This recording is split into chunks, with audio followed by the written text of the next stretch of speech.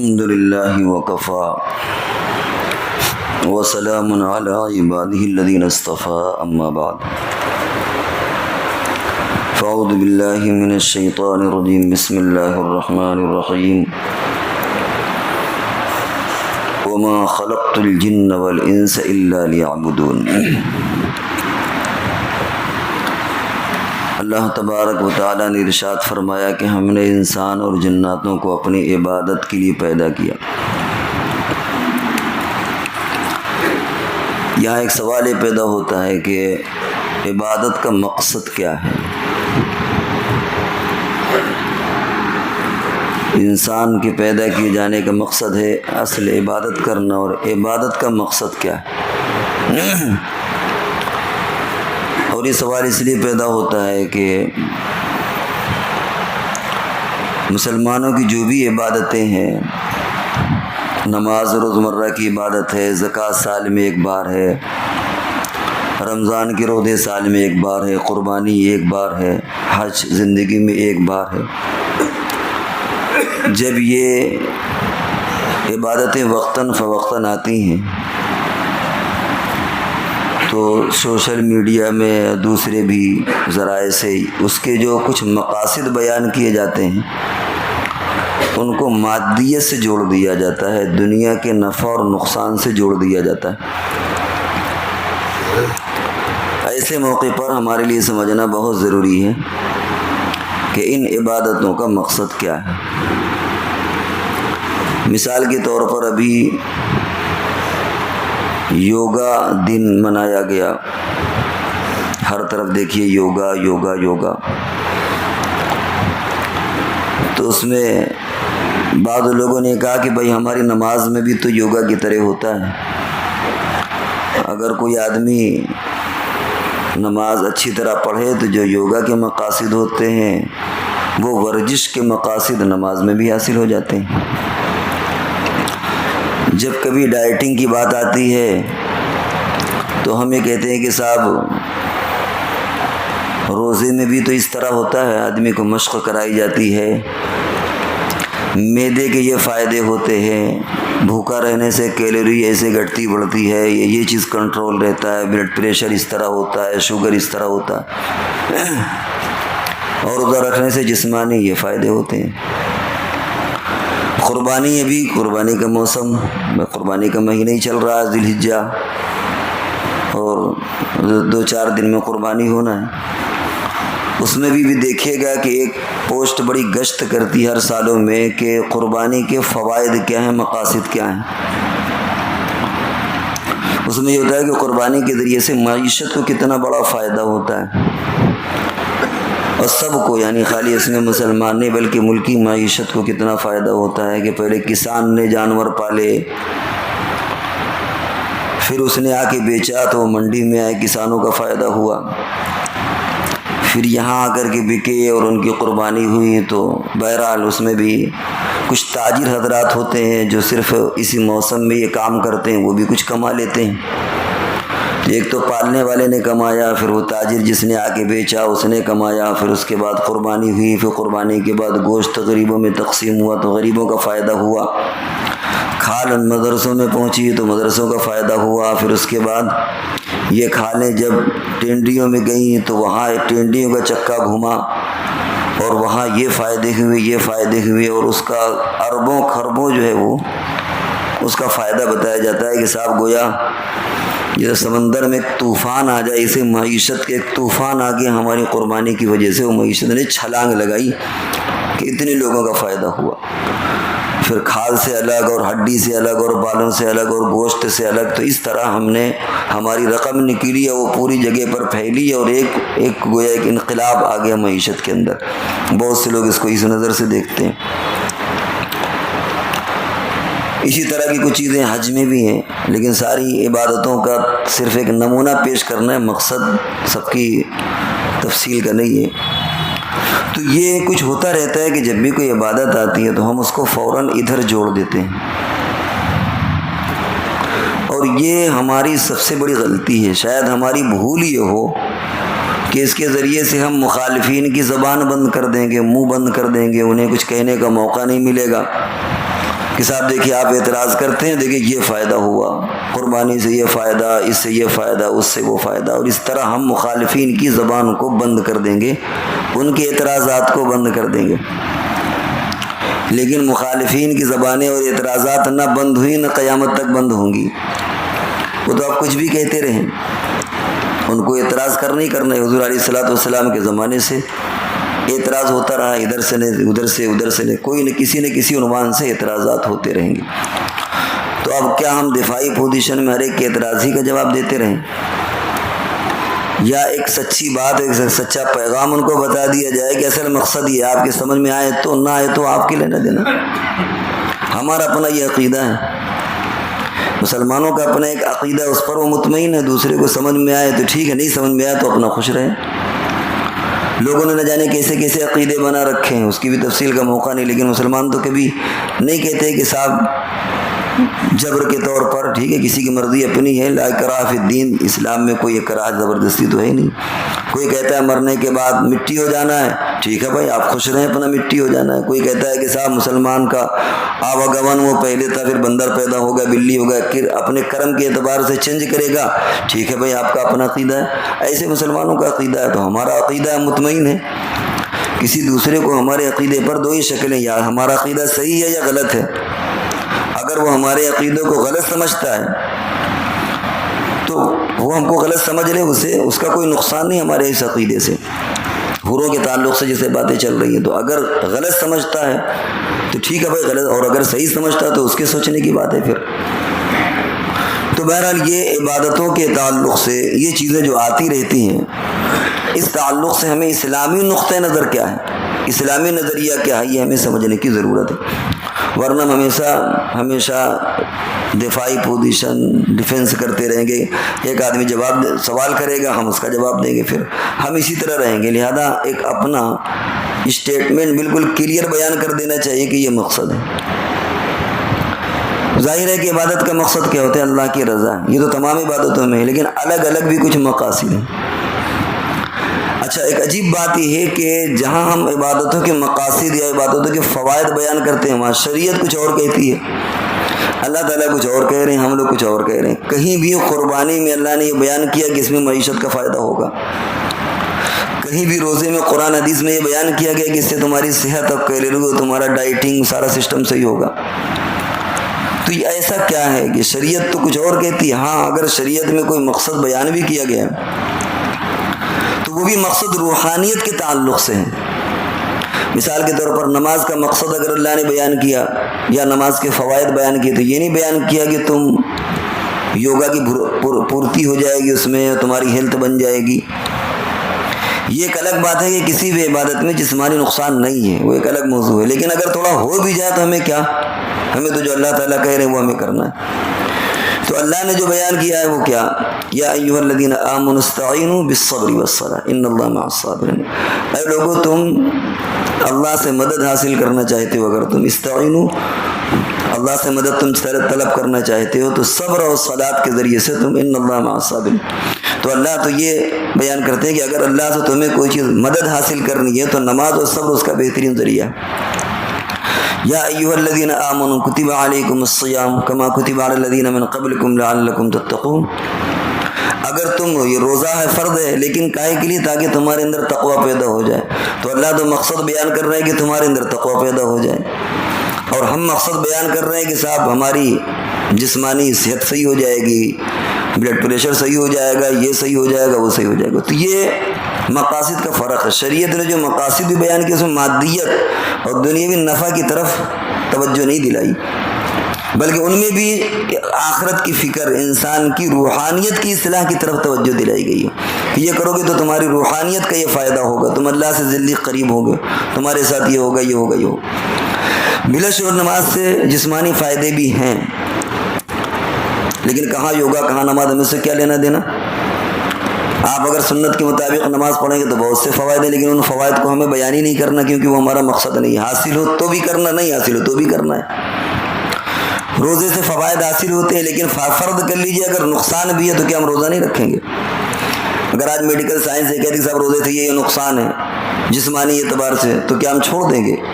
یہ فرق ہوتا ہے جب ہم کسی چیز کو دنیا سے جوڑیں گے، تو اگر وہ چیز حاصل نہیں ہوگی تو پھر ہمارے دل میں یا تو شک شبہ پیدا ہوگا یا ہم اسے چھوڑ دیں گے، اور اگر ہمارا مقصد یہ ہے کہ اللہ کی وجہ سے ہم کر رہے ہیں تو فائدہ حاصل ہو تو نہ ہو تو نقصان ہو تو ہم سے کیا لینا دینا۔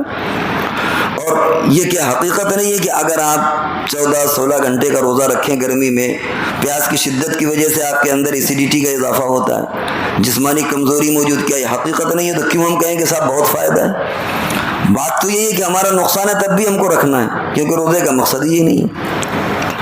ایک سفر میں صحابہ کرام نے روزہ رکھ لیا، کوئی ادھر گرا کوئی ادھر گرا، حضور کی اطلاع ملی کہ کچھ لوگ ہیں جنہوں نے سفر میں روزہ رکھ لی، بہت ناراض ہوئے، فرمایا اولئک العصاۃ اولئک العصاۃ اولئک العصاۃ، یہ نافرمان لوگ ہیں انہوں نے سفر میں روزہ رکھ لیا۔ معلوم یہ ہوا کہ جسمانی نقصان ہوا روزہ رکھنے سے، یہ پیاس لگتی ہے، کچھ چیزوں کا نقصان ہو سکتا ہے، تو ہم کیوں کہیں کہ صاحب فائدہ ہوتا ہے؟ کوئی اگر ہماری بات کو کاؤنٹر کر دیں کہ صاحب آپ تو کہتے ہیں فائدہ، دیکھیے تو نقصان ہو رہا ہے، شوگر لیول اپ ڈاؤن ہو گیا، روزہ نہیں توڑتا تو وہ تو جان سے مر جائے گا، آپ کہتے ہیں کہ فائدہ فائدہ فائدہ، یہ چیز ہی غلط ہے۔ اصل چیز یہ کہ ہم اس لیے عبادت کرتے ہیں کہ اللہ راضی، اصل عبادت کا نام ہے اللہ کی رضا، اللہ کے حکم کے آگے اسلام نام ہی ہے، گردن طاعت، یعنی اپنی گردن کو اللہ کے آگے جھکا دینا، یہ اصل نام عبادت کا۔ وقت پر نماز پڑھنا کتنی اہم چیز ہے، اور قضا کی کتنی وعیدیں آئی ہیں اگر آدمی نماز چھوڑ دے، لیکن عرفات میں اگر آدمی امام کے پیچھے نماز پڑھ رہا ہے تو دونوں نمازیں ایک ساتھ پڑھنا ہے۔ وہاں دیکھیے ایک نماز کو پہلے پڑھ لیا، حالانکہ اگر نماز وقت سے پہلے پڑھ لی جائے تو ہوگی نہیں، آپ اگر ابھی عصر کی نماز پڑھنا تھوڑی ہو جائے گی، اور اگر آپ بیٹھے بیٹھے قضا کر دیں تو بہت بڑا گناہ ہے۔ لیکن مغرب کی نماز سب سے قضا کرائی جا رہی ہے، آج تم کو مغرب کی نماز نہیں پڑھنا، قضا کر کے پڑھنا ہے، یہی سبق دیا گیا ہے کہ اصل نماز پڑھنا نہ پڑھنا یہ عبادت نہیں ہے، جب اللہ کہیں گے تو نماز پڑھنا عبادت ہے، جب نہ کہیں گے تو نماز پڑھنا گناہ ہو جائے گا۔ آپ طلوع کے وقت میں، زوال کے وقت میں، غروب کے وقت میں کیا کہتے ہیں؟ نماز پڑھنا حرام ہے، منع ہے، اسی لیے نہ کہ اس وقت اللہ نے منع کیا، حضور نے منع کیا۔ تو اگر ہماری ٹانگیں ٹوٹے تو رہیں تو جسمانی نقصان ہو تو نہ ہو، ہمیں تو عبادت کرنا ہے۔ اسی کو تو اللہ تعالیٰ نے فرمایا ان اللہ اشتری من المؤمنین انفسهم واموالهم بان لهم الجنہ، کہ اللہ نے انسان کے مال کو بھی اور جان کو بھی جنت کے بدلے خرید لیا ہے۔ تو جو نماز پڑھنے میں ہمیں جسمانی نقصان ہوتا ہے، روزہ رکھنے میں ہمیں جسمانی نقصان ہوتا ہے، یہ تو اسی لیے نا کہ جنت کے عوض میں اللہ کی خوشی کے لیے ہم نے اس کو منظور کیا ہے، تو ہم اس کا دنیاوی فائدہ کیوں بیان کریں، اس کو کیوں فروغ دیں؟ کہیں کوئی بات آ جائے تو آدمی کہہ سکتا ہے کہ اس میں دنیاوی فوائد بھی ہیں، ایسا نہیں کہ اس سے نقصان ہوتا ہے، لیکن ہم تو یہ کہتے ہیں کہ اگر نقصان بھی ہو تب بھی ہم کو کرنا ہے۔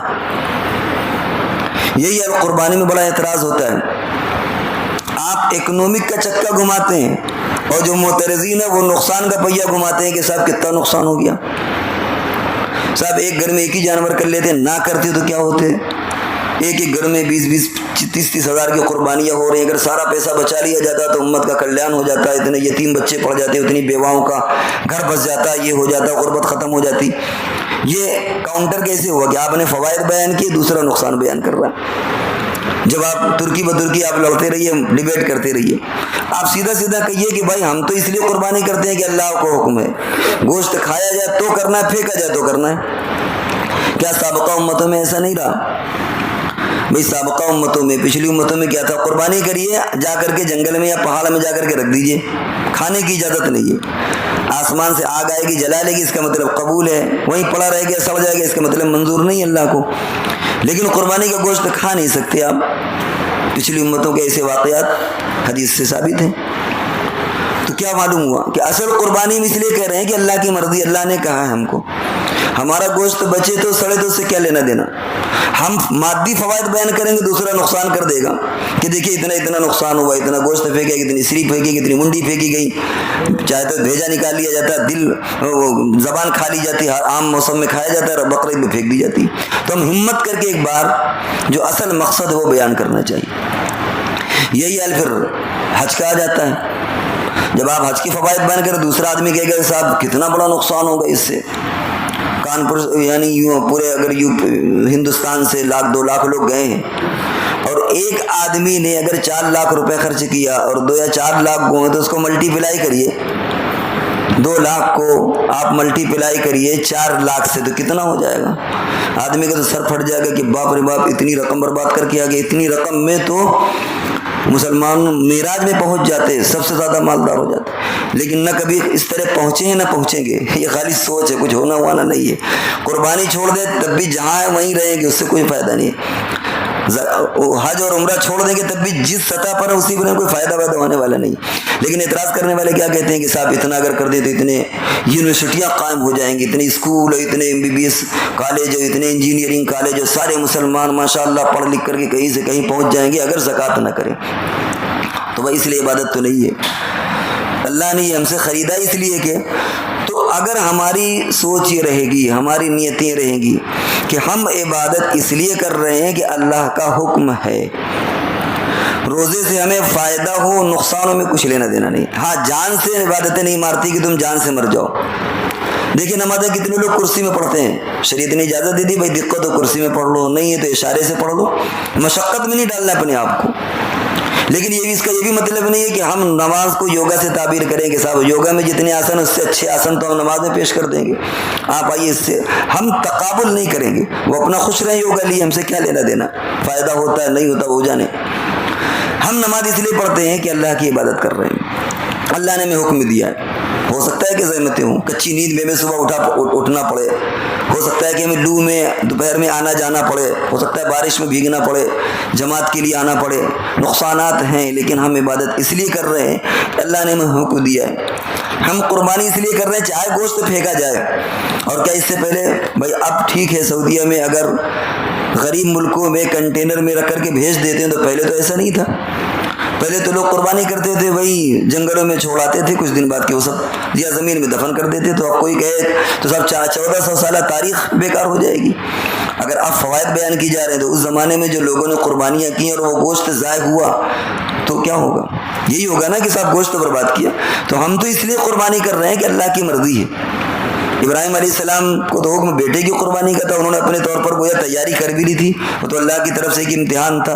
تو یہ بکرے اور مالی اعتبار سے اگر نقصان ہو تو یہی تو ہم کو چھڑایا جا رہا ہے کہ تم اللہ کی عبادت کس لیے کر رہے ہو. سمجھ میں آئے تو نہ آئے تو اللہ کی عبادت کرنا ہے. اگر ہر چیز ہمارے عقل میں آ جائے پھر ہم کریں تو پھر تو ہم عقل کے بندے ہوئے. حضرت علی رضی اللہ تعالیٰ عنہ کا قول ہے کہ اگر سارے اسلام کے احکامات عقل کی مطابق ہوتے تو مسا جو ہوتا ہے جو موزے میں وہ پیر کے اوپر کے بجائے نیچے مسا ہوتا ہے, لیکن کیا اوپر جاتا ہے, گندگی نیچے ہوتی ہے. لیکن کوئی بھی شریعت کا حکم عقل سے خالی بھی نہیں ہے. اب حجت اللہ البالغہ پڑھیے, حضرت شاہ ولی اللہ صاحب کی, امام غزالی کے احیاء العلوم پڑھیے, آپ حضرت تھانوی اسلام عقل کی نظر میں پڑھیے تو تمام عبادتوں کے عقلی اعتبار سے ثابت کیا ہے. لیکن وہ مقصد نہیں ہے. اگر کل کوئی آدمی اس کو کاؤنٹر کر دے کہ نہیں صاحب یہ ایسا نہیں ہے, تب بھی ہم خوش ہیں اپنی جگہ پر. وہ تو کچھ لوگوں کے لیے جو بحریہ قسم کے ہوتے ہیں یا ان کے سمجھ میں نہیں آتا, تو اسلام کی کچھ لاجک اور منطق و فلسفہ بھی بیان کر دیا جاتا ہے کہ اسلام کا کوئی حکم فائدے سے خالی نہیں ہے. لیکن اس کا یہ مطلب نہیں کہ اگر ہماری سمجھ میں فائدہ ہے تو ہم کریں گے, فائدہ نہ سمجھ میں ہے تو ہم نہیں کریں گے. یہ ایک بہت بڑی بھول ہے. اسی لیے دیکھیے گا آپ کچھ دن کے بعد ابھی وہ ایک واٹس ایپ میں گردش کرے گا کہ قربانی میں کتنے فوائد ہیں, اور ہم اسے ہمارے فخر کے اسے فارورڈ کرتے ہیں. اگر کوئی آدمی اس کو رد کر دے, کنڈم کر دے, تو ہمارے پاس کوئی جواب نہیں. ہم کیوں ان چیزوں کے پیچھے پڑیں کہ صاحب قربانی میں اتنا فائدہ ہو تو کرنا, نہ ہو تو کرنا, اس سے کیا لینا دینا. تو عبادتوں کے جو اصل مقاصد ہیں, اصل مقصد ہے وہ اللہ کی رضا. اگر اللہ تبارک و تعالیٰ نے, نبی اکرم صلی اللہ علیہ وسلم نے عبادتوں کے کئی فوائد بیان کیے گئے, تو اس میں بھی روحانیت کا فائدہ زیادہ ہے, انسانیت کا, ہمدردی کا, روحانیت کے فوائد زیادہ ہیں. مادی فوائد کی طرف زیادہ توجہ نہیں دلائی گئی. اور اگر دلائی بھی گئی کبھی کبھی تو وہ تو کمزور ایمان والوں کے لیے کہ چلو بھائی تمہارے لیے مادی فائدے بھی ہو جائیں گے. جیسے کہ اس سے پہلے بات آئی کہ اصل عبادت کا ہے کہ لذا اللہ کو خوش کرنے کے لیے, یہ کاملین کی عبادت ہے یہ. اور اگر کوئی آدمی جنت کی طمع کے لیے کرے کہ بھائی جنت ملے گی, تو قرآن میں اس کا بھی ذکر ہے, قرآن حدیث میں, لیکن یہ متوسط درجہ گھٹ گیا. اور اگر کوئی آدمی عبادت اس لیے کرتا ہے, کوئی بھی عبادت کہ میں دنیا کا نفع ہوگا, نماز پڑھیں گے تو رزق ملے گا, یہ کریں گے تو یہ ملے گا, قربانی کے ذریعے یہ ملے گا, زکوٰۃ دیں گے تو مال میں اضافہ ہوگا, یہ سب دنیاوی فائدے ہیں. بھائی زکوٰۃ تو ہم اس لیے دے رہے ہیں کہ اللہ نے کہا ہے, وہ زکوٰۃ ہماری کسی کو فائدہ پہنچائے یا نہ پہنچائے۔ اب اگر زکوٰۃ کا مقصد یہ ہوگا کہ ہم اس لیے زکوٰۃ دے رہے ہیں کہ ہمارا مادی فائدہ ہو، گویا ہم نے بیمہ اور انشورنس کرا لیا مال کا۔ اس سے پہلے بات آئی تھی کہ مادیت سے نقصان کیا ہوتا ہے کہ اگر کبھی اس کے الٹا ہو گیا تو انسان بدظن ہو جاتا ہے۔ ہم نے زکوٰۃ دی اور ہم نے کہیں سن رکھا تھا کہ زکوٰۃ دیں گے تو مال میں آگ نہیں لگے گی، اور زکوٰۃ ہم دے رہے ہیں پھر بھی ہماری دکان میں آگ لگ گئی، تو اب بتائیے آپ بدظن ہوں گے شریعت سے یا نہیں؟ آپ بدظن ہو جائیں گے۔ آپ کہیں گے ہم نے تو سن رکھا ہے کہ زکوٰۃ سے جب ہم دیں پورا زکوٰۃ تو مال کو نقصان نہیں ہوتا، یہاں تو دیکھیے ہماری دکان میں آگ لگ گئی، ہمارا نقصان ہو گیا۔ اس کا مطلب ہے کہ یہ چیز صحیح نہیں ہے، یہی پر پانی مر رہا ہے۔ ہم اس لیے زکوٰۃ نہیں دے رہے کہ اپنے مال کا بیمہ کرا رہے ہیں، سیکور کر رہے ہیں، ہم تو اس لیے زکوٰۃ دے رہے ہیں کہ اللہ تعالیٰ نے کہا ہے ہمارا مال بڑھے تو دینا ہے، نہ بڑھے تو آگ لگے تو دینا، نہ آگ لگے تو دینا، ہمیں تو زکوٰۃ اس لیے دینا ہے۔ تو جب کبھی ہم اس کو مادیت سے جوڑیں گے، دنیا کے نفع سے جوڑیں گے، تو ہمارے عقیدے میں تزلزل پیدا ہوگا، ہمارے عقیدوں میں کمزوریاں پیدا ہوں گی۔ تو سب سے ادنا درجہ یہ ہے کہ ہم عبادت اس لیے کریں کہ دنیا کا نفع ہوتا ہے نفع، لیکن یہ ادنا درجہ ہے، کبھی ہو بھی سکتا ہے کبھی نہیں۔ یہی گناہوں سے بچنے کا ہے۔ اصل تو گناہ اس لیے انسان بچتا ہے کہ اللہ کی رضا، ہم گناہ اس لیے نہیں کریں گے کہ اللہ راضی ہو، گناہ کریں گے تو اللہ کا خوف، اللہ کے خوف کی وجہ سے گناہوں سے بچنا، اللہ کی رضا کے لیے گناہوں سے بچنا، یہ سب سے اعلیٰ مقصد ہے۔ اس کا فائدہ یہ ہوگا کہ ہم تنہائی میں ہیں تب بھی اللہ سے ڈریں گے، خلوت میں تب بھی کیونکہ ہمارا مقصد اللہ کی رضا اور اللہ کی ناراضگی پیش نظر، کہ اللہ راضی ہو جائے، ناراض نہ ہو۔ اور دوسرا یہ کاملین کا درجہ ہے، اور جہنم سے بچنے کے لیے متوسطین کا درجہ ہے، کیونکہ بہرحال نصوص میں قرآن حدیث میں جہنم کا بھی ذکر آیا کہ اگر تم گناہ کرو گے تو تمہیں یہ سزا ملے گی، لیکن درجہ گھٹ گیا۔ اور اس لیے گناہوں سے بچنا ہے کہ صاحب اگر گناہ کر لیں گے تو کہیں لوگوں میں راز کھل گیا تو ذلیل ہو جائیں گے، یہ سب سے ادنا درجہ ہے۔ اس سے نقصان یہ ہوتا ہے کہ اگر کہیں آدمی ایسی جگہ گناہ کا موقع پا جائے جہاں اسے معلوم ہے کہ یہاں ذلت کا کوئی مسئلہ ہی نہیں، تو وہ گناہ کرے گا۔ وہ روم بند کیے ہوئے موبائل سے دیکھ رہا ہے الٹی سیدھی چیزوں سے، معلوم ہے کہ سٹکنی بند ہے، کوئی دیکھنے والا نہیں، وہ گناہ کرے گا، کیونکہ مقصد کیا تھا کہ لوگوں میں ذلیل نہ ہو، اور وہاں پر کوئی موجود نہیں ہو۔ اگر انسان اپنے وطن میں ہے تو ڈر لگتا ہے کہ اگر گناہ کریں گے تو لوگوں کو معلوم ہو جائے گا، وہ پردیس میں جا کر کے گناہ کر لے گا جہاں اس کو کوئی پہچاننے والا نہیں ہے، وہاں کوئی کسی کو معلوم، کسی کو کیا پتا کون، وہاں ذلت سے ہم بچ گئے۔ تو اگر مقصد ذلت سے بچنا ہوگا کہ مخلوق کے آگے ذلت سے بچ جائیں، تو جہاں اس کو محسوس ہوگا کہ یہاں ذلت نہیں ہونا، وہاں وہ گناہ کر لے گا، اور جہاں اسے محسوس ہوگا کہ یار ذلیل ہو جائیں گے تو وہاں گناہ سے بچے گا، دائیں بائیں دیکھے گا، اوپر نیچے دیکھے گا، کوئی دیکھ تو نہیں رہا۔ لیکن اگر اللہ کے لیے وہ گناہ سے بچے گا، اللہ کی ناراضگی ہے، خوف خدا کی وجہ سے گناہ سے بچتا ہے وہ، تو وہ تنہائی ہو تو جلوت میں ہو، خلوت میں ہو، پردیس میں ہو، وطن میں، ہمیشہ گناہ سے بچے گا، کیونکہ اللہ کی ذات ہر جگہ موجود ہے۔ تو مقصد یہ ہے کہ اگر ہم عبادتوں میں، کوئی بھی عبادت ہو، اگر ہم اس میں دنیا کے فوائد کو جوڑیں گے تو وہ ٹریک کہیں سے کہیں گھوم جائے گا۔ دیکھیں ریل کی پٹریاں وہ سیدھا سیدھا چلتی ہیں، اور آپ نے دیکھا ہوگا کہ کبھی کبھی دو ٹرینیں چل رہی ہیں، آگے جا کر کے وہ تھوڑا سا ہلکا سا فرق پڑ جاتا ہے، ایک پتہ چلا ادھر چلی گئی کلکتے کی طرف چلی گئی، اور ایک پتہ نہیں چل کہیں اور چلی گئی، وہ ایک دلی نکل گئی، ایک بمبئی سے نکل گئی، یہاں سے دونوں روٹ ایک ساتھ گئے، ادھر ایک نکل گئی، ایک بہار نکل گئی، ایک بنگال نکل گئی، کہیں نکل گئی۔ تو پہلے تو ٹریک سیدھے سیدھے چلتا ہے، لیکن آگے جا کے فرق ہو جاتا ہے۔ اسی طریقے سے نیتوں کا مرجع ہے، نیتوں کا مقصد کیا ہے؟ اگر نیت میں ذرا سا بھی ڈاما ڈول ہوا تو آگے جا کر کے اتنا بڑا فرق ہو جائے گا کہ ہم محسوس نہیں کر سکتے۔ چکی دھری ہے، دھری جس میں چکی کا پلا گھومتا ہے، وہ ہے اللہ کی رضا، اللہ کی خوشنودی، اللہ کا حکم، اللہ کی اطاعت، اس لیے ہم عبادتیں کر رہے ہیں، یہ چکی کی دھری ہے۔ اگر ہم نے اس کا مقصد اکنامک فائدے کو جوڑ دیا، نماز کو یوگا سے جوڑ دیا، ان چیزوں کو جوڑ دیا، تو کیا ہے ہم نے اس دھری کو ہٹا دیا، کوئی دوسری دھری رکھ دیا۔ تو اصل دھری چکی کی یہ اللہ کی رضا ہے، اللہ کا حکم ہے۔ اگر ہم نے نیتیں بدلی تو گویا اس دھری کو ہم نے ہٹا کر کے دوسری دھری۔ تو تمام عبادتیں جو ہیں ان سب کا مقصد اللہ کی رضا، اللہ کا حکم ہے بس۔ حضور نے فرما دیا، اللہ نے فرما، اس لیے ہم کرتے ہیں، ہمارے سمجھ میں آئے تو نہ آئے تو، دنیا اعتراض کرے تو نہ کرے تو، ہمیں اللہ کی عبادت کرنا ہے۔ اور اگر ہم نے لوگوں سے بچنے کے لیے ادھر ادھر کیا تو بس سمجھ لیجئے کہ اللہ کی رضا کی لائن ادھر جا رہی ہے، اور ابھی تو دھیرے دھیرے چلے گی، پھر لائن کہیں سے کہیں نکل جائے گی، اور پتہ چلا ہم کو پہنچنا تھا پچھم، پہنچ گئے کہیں دکن کی طرف، جانا کہیں تک کہیں پہنچ گیا، ہم خالی اسی دھیرے کو لیے بیٹھے ہوئے۔ اس لیے ہمیں کسی کسی سے مروب ہونے کی ضرورت نہیں ہے، کسی کے اعتراض سے ڈرنے کی ضرورت نہیں ہے. جو ہمارا موقف ہے وہ واضح ہے کہ ہم اس لیے عبادتیں کرتے ہیں، ہم قربانی اس لیے کرتے ہیں اللہ کی رضا ہے. گوشت پھینکا جائے سڑے کچھ بھی، اسے کوئی لینا دینا نہیں ہے. اکنومی کا فائدہ ہو یا نقصان ہو ہمارا، اسے کوئی لینا دینا نہیں ہے. تب یہ اور پھر بات پر بات نکلتی ہے. قربانی کا چونکہ مہینہ چل رہا ہے، ابھی قربانی آنے والی. کیا دنیا میں لوگ خرچ نہیں کرتے؟ ہم اگر قربانی، یہ تو ایک یادگار حضرت ابراہیم علیہ السلام کی، حضور علیہ السلام کی سنت، ابراہیم علیہ السلام کی سنت، ایک یادگار کے طور پر مناتے ہیں. کیا دنیا میں لوگ یادگار کے طور پر اربوں خربوں روپے نہیں خرچ کرتے؟ ہر ملک کی کوئی تاریخ وابستہ ہوتی ہے، کبھی آزادی کی، کبھی کسی اور، کبھی ایک نشست ثانیہ کی. وہاں سال میں پروگرام منائے جاتے ہیں. یہاں 26 جنوری 15 اگست، ہر ملکوں میں اس طرح ہوتے ہیں. اس ایک دن کے لیے کتنا خرچ ہوتا ہے؟ اب کوئی پوچھے کہ صاحب کیا ضرورت ہے اس کی؟ سب کو تو معلوم ہے، کتابوں میں سب کو پتہ ہے کہ صاحب 15 اگست میں یہ اچھا کیا ضرورت ہے منانے کی؟ تو آدمی یہی کہے گا کہ یہ باولا قسم کا انسان ہے، پاک. بالکل ایک یادگار ہوتی ہے، اس میں پیسہ نہیں دیکھا جاتا. اب کوئی کہے کہ صاحب ہندوستان میں جتنا خرچ ہوتا ہے اگر غریبوں میں دے دیا جائے تو اتنے غریبوں کا بھلا ہو جائے گا، کیا فائدہ ہوا 15 اگست 26 جنوری میں خرچ کرنے سے؟ تو انسان یہی کہے گا کہ اپنے عقل کا علاج کراؤ. ہر ملک کی ایک تاریخ ہوتی ہے، کچھ چیزیں وابستہ ہوتی ہیں، وہ چیزیں کی جاتی ہیں، اس چیز کو مینیج کی جاتی ہیں. ہر جگہ غربت اور ہر جگہ چیزیں نہیں دیکھی جاتی. ٹھیک اسی طریقے سے ایک یادگار ابراہیم علیہ السلام کی، حضور نے فرمایا تمہیں قربانی کرنا ہے. جس طریقے سے اور چیزوں میں پیسے برباد ہوتے ہیں ان کو برباد نہیں کہا جاتا، اسی طریقے سے قربانی کے اندر بھی جو کچھ بھی اور اسے برباد نہیں کہیں گے. تو اللہ کی ایما پر ایک انسان ایثار کر رہا ہے، قربانی کر رہا ہے اللہ کے نام پر. تو اگر اس طرح قربانی پر اعتراض ہوگا، پھر دنیا میں جہاں جہاں جشن منائے جاتے ہیں ان پر اعتراض کرنا چاہیے. حالانکہ دنیا میں کوئی کسی جشن پر اعتراض نہیں کرتا، تو پھر آخر یہاں اعتراض کیوں کیا جاتا ہے؟ اس لیے ہمیں اپنے طور پر مطمئن ہونے کی ضرورت ہے. ہم قربانی کریں گے، مقصد کیا ہے؟ اللہ کی رضا. اگر ان چیزوں کو ہم ذہن میں رکھیں گے تو ہمیں ہمیشہ اطمینان رہے گا، ہم کسی کے اعتراض سے پریشان نہیں ہوں گے. اور اگر ہم نے ادھر ادھر کیا تو یاد رکھیں کہ زندگی بھر آپ کو کوئی نہ کوئی اعتراضات پکڑے رہے گا، آپ جواب دیتے رہیں گے، ادھر سے اعتراض ہوگا، اسی طرح زندگی ہماری گزر جائے گی. اللہ تبارک و تعالی ہم سب کو عمل کرنے کی، اپنی رضا پر چلنے کی توفیق عطا فرمائے. وآخر دعوانا الحمدللہ رب العالمین.